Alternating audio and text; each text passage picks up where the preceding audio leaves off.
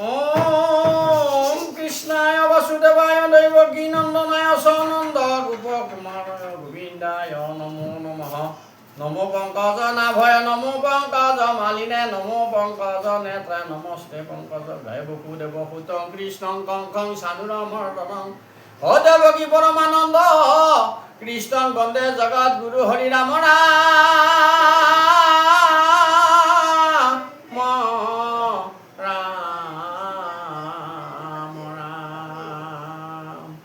মুকং করতি বাসালাং পঙ্গুং লঙ্ঘয়তে গিরিম যৎ কৃপা তমহং বন্দে মাধব মাধব মাধব ও হরি রাম রাম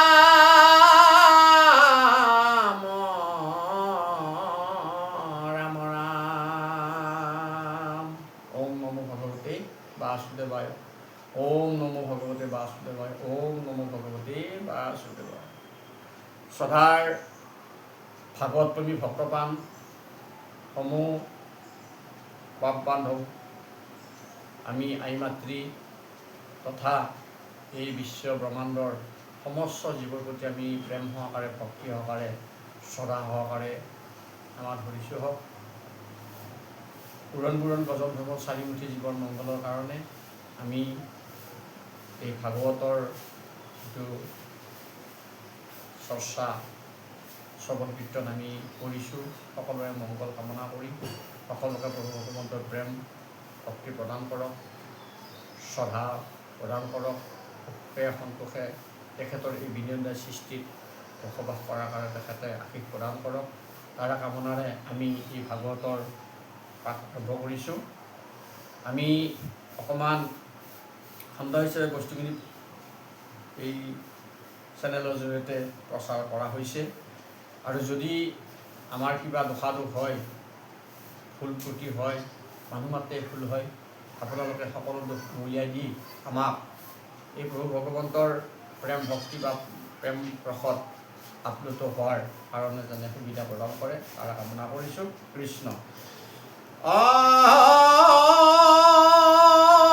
চাৰিও বেদক কৰিলা ভেদ, অ জান যেন জাতি ধৰ্ম জিলা পৰিছে দয়াৰাম, হি কৰিলা ভাৰত বুৰানয়স্তাদ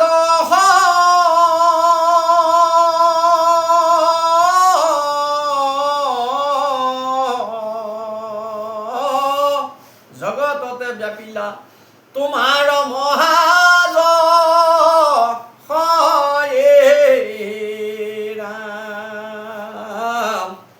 ই ব্ৰহ্মক সাক্ষাৎকাৰ ঔ কৰা সমাধিত,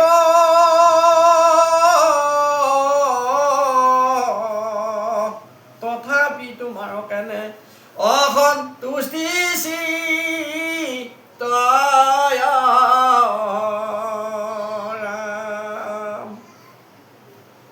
কহিও কৰি সিমোত ইহাৰ কাৰণ, শুনি প্ৰণিপাত ব্যাসে বুলিলা বচন, হওঁ যদি আমি বেদ শাস্ত্ৰত পাৰ্গত, কৰুণীতে ঈশ্বৰক অৰ্পণা কৰ্ম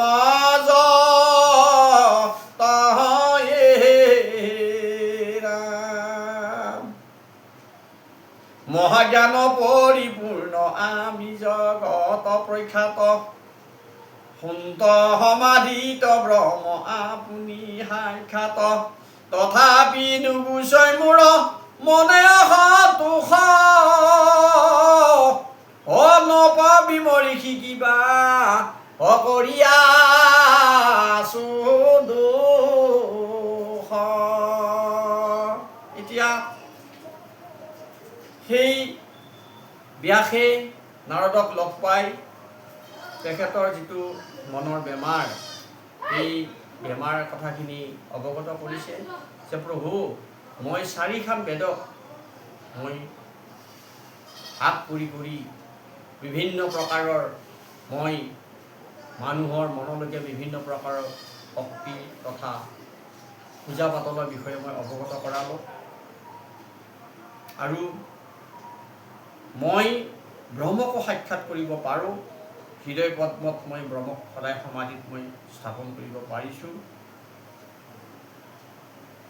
তথাপিতো মোৰ অসন্তুষ্ট চিত্তটো মোৰ সন্তুষ্ট নহয়। আৰু মই ইমান বেদ পুৰাণ ৰচনা কৰি বিভিন্ন পূজা পদ্ধতিৰ বিষয়ে মই সমাজত মই ৰীতি নীতিৰ বিষয়ে মই অৱগত কৰিলোঁ। কিন্তু মোৰ যিটো মনৰ বেমাৰ, এই বেমাৰটো ক'ৰ পৰা কিয় হ'ল আৰু মই এই বেমাৰৰ পৰা পৰিত্ৰাণ কেনেকুৱাকৈ পাম, হে নাৰদ ঋষি, গুৰু, তুমি মোক এই মহাসংকটৰ সময়ৰ পৰা তুমি মোক মুক্তি দিব লাগিব। আৰু মই তোমাৰ চৰণত শৰণাপন্ন হৈছোঁ। তোমাৰ উপায়ে মোক জীয়াই থকাৰ প্ৰেৰণা প্ৰদান কৰিব। সুন্দৰভাৱে, প্ৰেমভাৱে, ভক্তিভাৱে, নম্ৰতাৰে এই ব্যাসে নাৰদৰ আগত কথাখিনি অৱগত কৰিলে।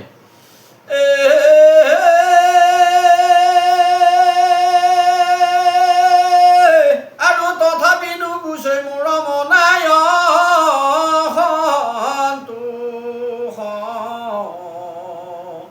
নপাবি মৰি কি কিবা কৰি আছো দুখ কিয়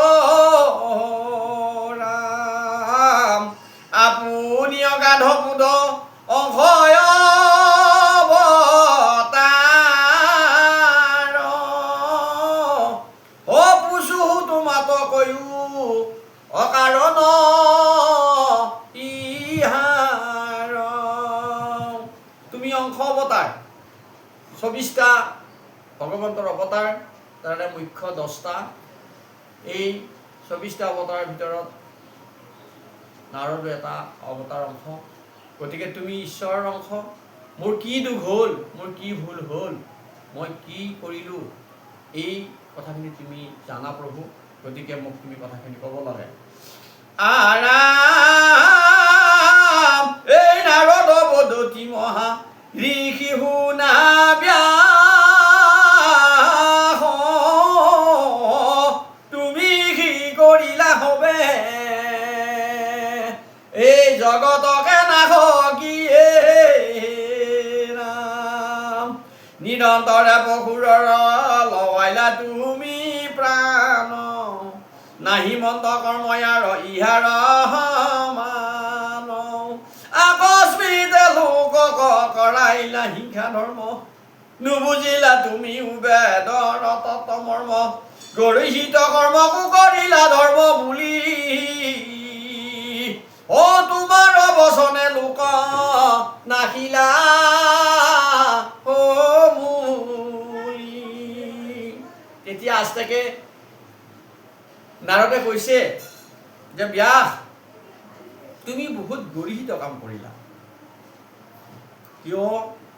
তুমি যিবিলাক ইয়াৰ আগত তুমি 1418 পুৰাণ ৰচনা কৰিলা, এই আটাইখিনিতে তুমি কোনো প্ৰাণীৰ মংগলৰ কাৰণে তুমি কৰ্ম নকৰিলা। প্ৰাণী হিংসা আৰু প্ৰাণীবধ, গোটেই অপকাৰৰ কথাখিনিহে